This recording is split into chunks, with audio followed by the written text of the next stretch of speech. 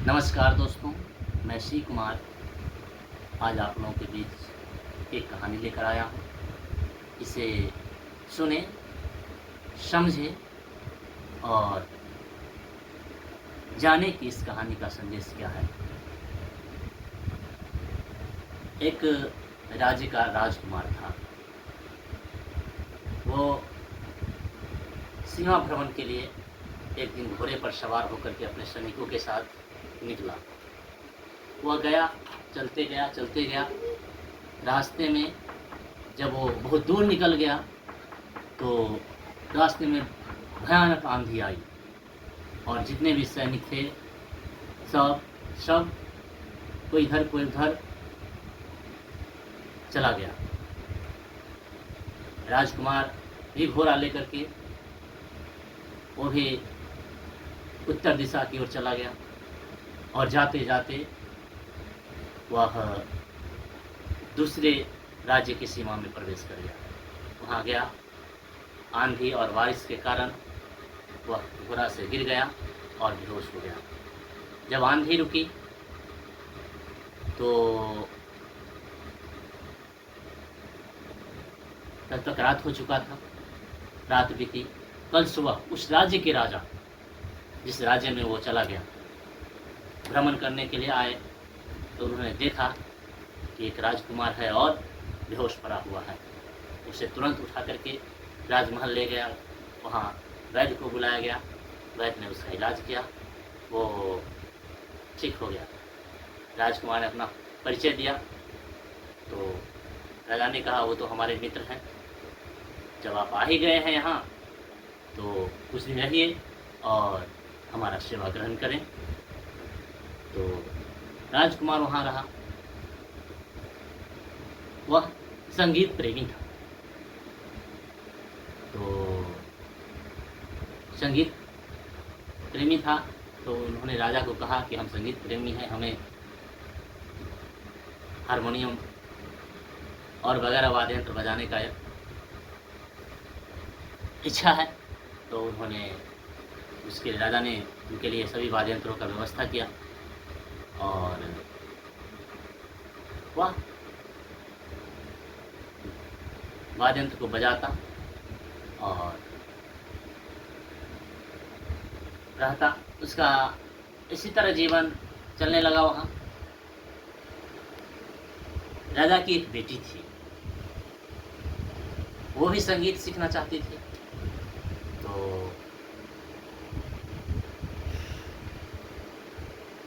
राजकुमारी अपने पिताजी से कहा, पिताजी मैं संगीत सीखना चाहता हूँ, क्या मैं राजकुमार से संगीत सीख सकता हूँ? तो उसके पिताजी ने उसे आदेश दिया, हाँ। तो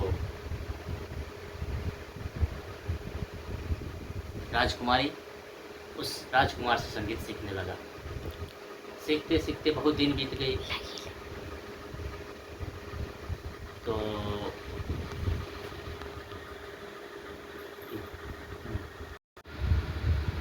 दोनों लंबे समय तक दिन के कई घंटों संगीत सीखते थे। सीखने सिखाने की क्रम जारी था। इसी बीच दोनों के बीच प्रेम हो गया। प्रेम जब परवाना चढ़ा तब दोनों की इच्छा हुआ कि अब हमें विवाह कर लेना चाहिए।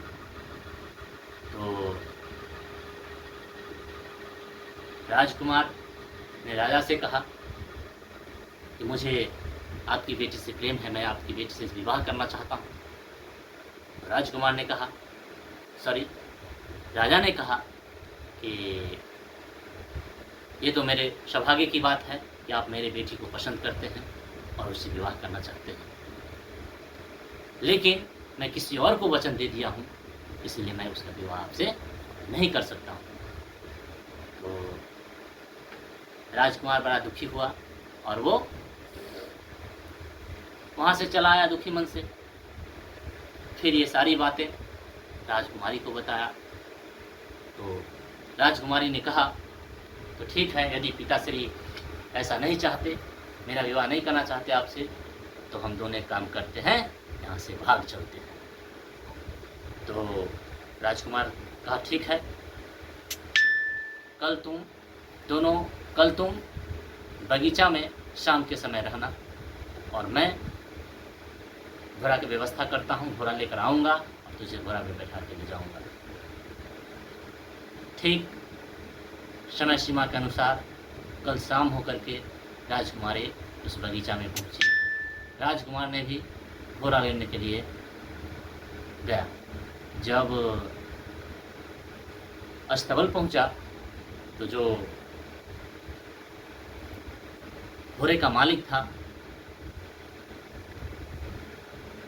उसे सभी घोड़ा दिखाया, जितने भी घोड़ा उस अस्तबल में था वो सभी घोड़ा को दिखाया और सभी का दाम बताया। उसमें एक नौजवान घोड़ा था, हट्टा कट्टा था, बलशाली था, देखने में भी सुंदर था। उन्होंने कहा कि जब राजकुमार ने पूछा कि इसका दाम क्या है तो उस घोड़े का मालिक ने कहा कि इसका दाम 250 मोहरे है। फिर आगे बढ़ा, एक और घोड़ा था जो कुछ पतला था, उतना अच्छा नहीं था, उसका दाम पूछा तो घोड़े का मालिक कहा कि इसका दाम 1000 मोहरा है। तब राजकुमार ने कहा कि वो घोड़ा तो इतना बलशाली है, अच्छा है, देखने में भी सुंदर है, फिर उसका दाम इतना कम और इस घोड़े का जो पतला है, दुबला है, कुछ बूढ़ा भी है, इसका दाम इतना अधिक क्यों है। तब उन्होंने कहा, घोड़े का मालिक, बेटा ये वो जो जवान घोड़ा है, हट्टा कट्टा है, सुंदर है, उस घोड़ा में एक कमी है। तो क्या ये घोड़ा चलते चलते जहाँ पानी देखता है वहाँ रुक जाता है, जहाँ जहाँ पानी देखता है वहाँ रुक जाता है। और तो कहा ऐसा क्यों, पानी देखकर घोड़ा क्यों रुकता है। तब उन्होंने कहा कि इसकी नानी थी, वो भी पानी देकर रुक जाती थी, इसकी माँ थी, वो भी पानी देकर रुक जाती थी, और ये भी पानी देकर रुक जाता है। राजकुमार का दिमाग ठनका। उन्होंने सोचा कि जो लड़की आज मेरे साथ भागने के लिए तैयार है, हो सकता है घोड़े की तरह इसकी बेटी भी कभी भाग जाएगी, उसकी बेटी भी कभी भाग जाएगी। तो आज इसके साथ हम भागेंगे और जो बदनामी, जो जिल्लत इसके पिता को सहना पड़ेगा, वही जिल्लत कभी हमको सहना पड़ेगा, वही बदनामी कभी हमारा भी होगा। अतः राजकुमार ने वहाँ से बूढ़ा घोड़ा लिया और अपने राज्य को लौट गया। राजकुमारी इंतजार करती रह गई। अतः हमें जीवन में कोई भी निर्णय लेने से पहले उस पर अच्छे से सोच विचार लेना चाहिए, मंथन कर लेना चाहिए कि जो मैं कर रहा हूँ इसका परिणाम क्या होगा। उस पर विचार करने के ही बाद ही कोई भी कदम उठाना चाहिए। यदि आपकी एक गलत कदम उठेगा तो इससे आपका पूरा जीवन बर्बाद हो सकता है। अतः मैं सभी लोगों से आग्रह करता हूँ कि जीवन में कोई भी कदम उठाने से पहले आप 4 बार सोचें कि इसका परिणाम क्या होगा। धन्यवाद।